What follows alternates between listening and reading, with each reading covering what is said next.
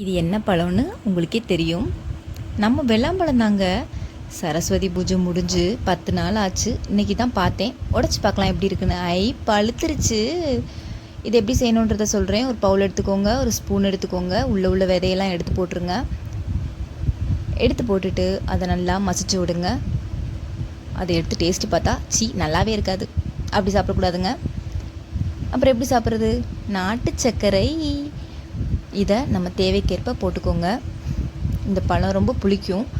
So நம்ம புளிப்புக்கு ஏற்ற மாதிரி இனிப்பு போட்டுக்கிறணும். அப்போ தான் டேஸ்ட் நல்லாயிருக்கும். இதை போட்டுட்டு நல்லா ஸ்பூனை வச்சு நல்லா கிண்டி விடுங்க. ஸ்பூன்லாம் கதைக்கே ஆகாதுங்க. தூக்கி போட்டுருங்க ஸ்பூனை. நமக்கு இருக்கே கை. நல்லா மசிச்சு விடுங்க. மசிச்சு விட்டுட்டு நல்லா மசிங்க. பாருங்கள் எப்படி மசிக்கிறேன்னு பார்த்தீங்களா?